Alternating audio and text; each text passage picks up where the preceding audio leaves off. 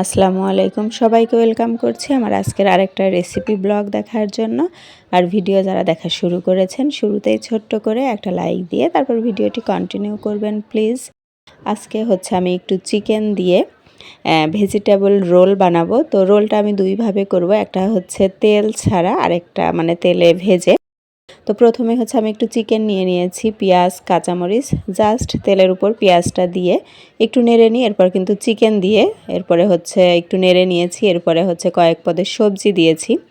আর চিকেনটা কিন্তু আমি ম্যারিনেট করেছিলাম আদা রসুন আর হচ্ছে মানে গোলমরিচ একটু সয়া সস, মাংসের মধ্যে যা মশলা দেই সেরকম করে ম্যারিনেট করে রেখেছিলাম। আর এখন হচ্ছে স্বাদে ম্যাজিক, এটা 2 প্যাকেট দিয়েছি আমি। তো ওইটা একদম ভাজা ভাজা করে ফেলবো। আর এদিকে হচ্ছে আমি একটু আটা নিয়ে নিয়েছি, দিয়ে দিয়েছি একটু লবণ, একটু মিশিয়ে নিব। আর হচ্ছে নর্মাল টেম্পারেচারের এটা পানি দিয়ে একটা ব্যাটার তৈরি করে নিব, একটু পাতলা হবে, তো অনেক বেশি ঘন হবে না এটা। আর এই পর্যায়ে দিয়ে দিচ্ছি একটা ডিম, তো ডিমটা একটু ফেটিয়ে নিচ্ছি, নিয়ে তারপরে কিন্তু এটার সাথে মিশিয়ে দিব।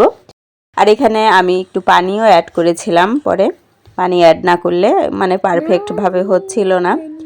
আগে যতটুকু পানি দিয়েছিলাম, এই যে অনেক বেশি ঘন না আবার অনেক বেশি পাতলা না, তো একটু যদি এভাবে মিক্সড করে কিছুক্ষণ রাখা হয় তাহলে সবচেয়ে বেশি ভালো হয়। মানে 5 থেকে 7 মিনিট রাখলে এই যে এই রুটিটা মানে খুব সুন্দর হয়। তো আমি হচ্ছে রুটিগুলো প্রথমে বানিয়ে নিব, তারপরে হচ্ছে একে একে বানাবো। তো আমি বানাচ্ছিলাম, এর মধ্যে আমার বাচ্চারা বলছে ওরা এখনই এটা খাবে, যেহেতু এটার মধ্যে চিকেন দেয়া আছে বাচ্চারা কিন্তু খুব পছন্দ করবে। আর এই যেটা দেওয়ার পরে যখন 4-5টা এরকম ছেড়ে আসবে তখন কিন্তু এটা হয়ে যাবে। আর এটা উল্টানোর কোনো প্রয়োজন নাই, উল্টাতে হবে না, এভাবেই এক সাইডটা হয়ে গেলেই কিন্তু এটা উঠিয়ে নিব। আর একে একে আমার সব বানানো হয়ে যাচ্ছে। আর এদিকে বাচ্চারা যে বলছে ওরা খাবে এখনই, তো আমি কিন্তু একদম তেল ছাড়া মানে তেলে না ভেজেই এটা হচ্ছে পাটিসাপটার মতো করে একটু বানিয়ে দিব। এর মধ্যে যেহেতু চিকেন আছে বাচ্চারা কিন্তু ভীষণ পছন্দ করবে। এটা হচ্ছে বিকালে নাস্তার জন্য অথবা বাচ্চাদের টিফিনের জন্য। আর সামনে রমজান, তো রমজানের জন্য কিন্তু এটা একটা স্বাস্থ্যকর নাস্তা, বা রমজানের জন্য আর কি ইফতার, আর এমনি সময়ের জন্য নাস্তা। তো এইভাবে ওদেরকে বানিয়ে দিচ্ছি। তো একটু অল্প আছে একটু বেশিক্ষণ ধরে ছেঁকে নিচ্ছি যাতে এটা একটু মচমচে হয়, একটু খেতে ভালো লাগবে এই জন্য। আমাদের আজকের বিকালের নাস্তাটা কিন্তু এরকম হয়েছে, মানে তেল ছাড়া এটা চিকেন ভেজিটেবল দিয়ে আর কি পাটিসাপটা হয়েছে, ঝাল পাটিসাপটা আর কি। আমরা তো মিষ্টি পাটিসাপটা খাই, তো আজকে ঝাল পাটিসাপটা বানিয়ে দিয়েছি। তো সব রুটি কিন্তু বানিয়ে নিয়েছি আমার। এখন হচ্ছে এই যে ব্যাটারটা আর একটু ঘন করব, ওই ব্যাটারটাই রেখে দিয়েছিলাম, ওর মধ্যে একটু কর্নফ্লাওয়ার অ্যাড করেছি জাস্ট, কর্নফ্লাওয়ারটা দিলে ভালো হয়। তো এখন আমি একটা রুটি নিয়ে এখন হচ্ছে রোলটা রেডি করে নিব। তো একটু হচ্ছে ওই পুরটা নিয়ে নিয়েছি, নিয়ে এখন এটা কিন্তু ভাঁজ করে নিব। আর কিভাবে ভাঁজ করব সেটা কিন্তু আমি একটু দেখিয়ে দিচ্ছি, একদম ইজি।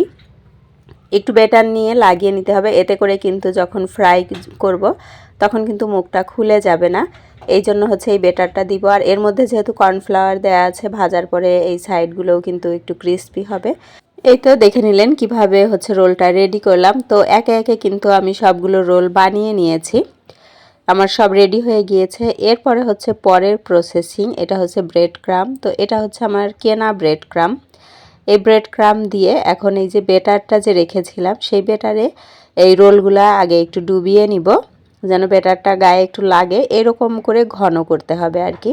তো এখন এটা ওইটাতে ডুবিয়ে নিয়ে ব্রেড ক্রামের মধ্যে ভালো করে একটু গড়িয়ে নিব, যেন ব্রেড ক্রামগুলো সব জায়গায় ভালো মতো লেগে যায়।